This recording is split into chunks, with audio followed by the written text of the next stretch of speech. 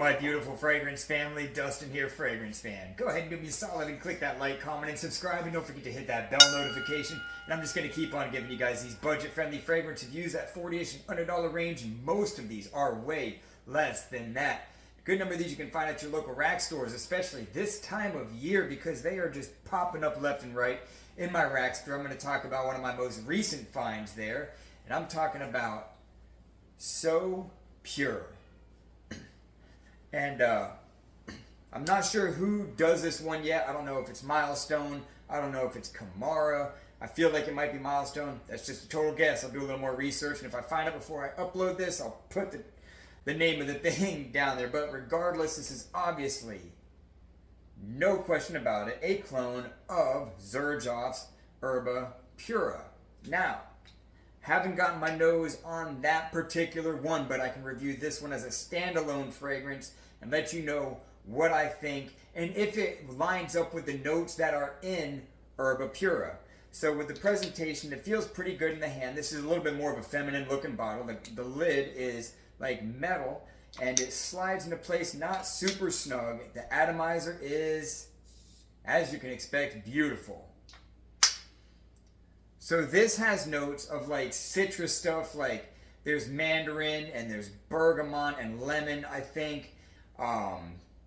In the mid, there's like fruits. In the base, there's vanilla and amber.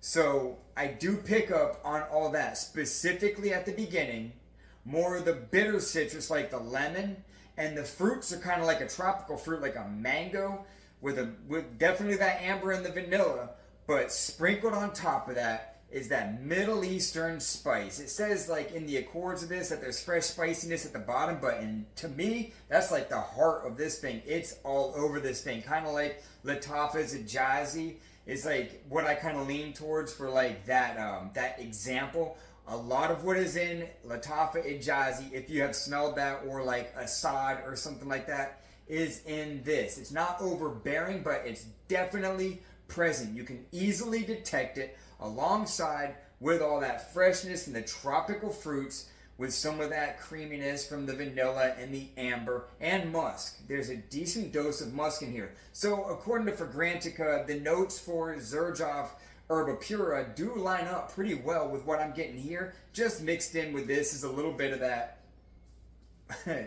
Middle Eastern DNA of that fresh spiciness that they put on top of things. They do it often and I like it. It works in a lot of the fragrances. Now, performance on this is better than I expected. At first I thought it was about average, but it kind of hangs on clothes for a very long time just without projecting real far. Projection and everything is like average.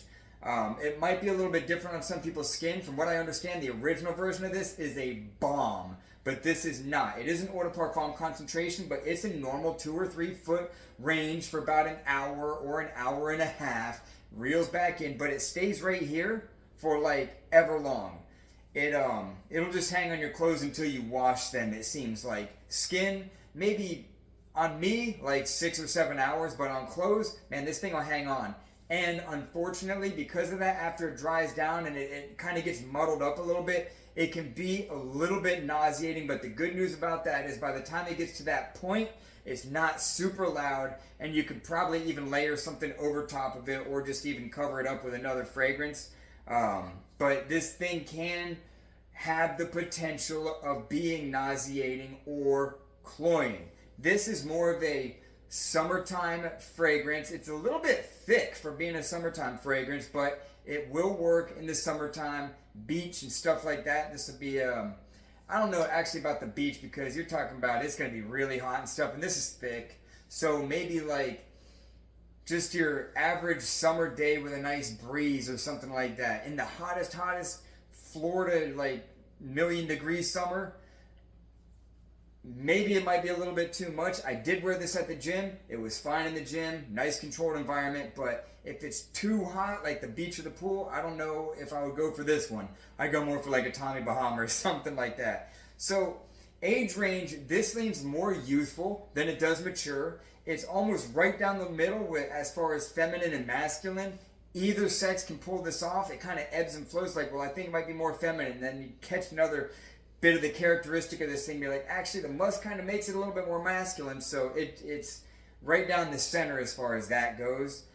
Overall rating, I'm not as excited about it now that I've worn it several times as when I first got it. It is a good smelling fragrance, but I'll give it a 5.5 because it's just not wowing me like it did at first. It was at about a 6.5 or so, maybe a little higher when I first smelled it, but after like feeling it out and everything, it's a 5.5. It's pleasant. It's pleasant. I'll wear it here and there and stuff, but I have other fragrances that I'll wear more often because I enjoy them more as far as for the occasions that this should be worn. But not a bad fragrance. $12.99, so it's a great smelling fragrance for that price point. Great smelling fragrance for that price point. But yeah, overall, not bad. Just not as impressed as I was. The dry down is a little bit different. It's not quite as fresh, not quite as lemony in the dry down. It's a little bit more ambery, vanilla, tropical mango fruit with the spice in the dry down. But it ain't a bad fragrance. $12.99. Yeah, that's my final thoughts on whoever this is, So Pure. And with that, I'm out. Y'all take care, be blessed, and until next time.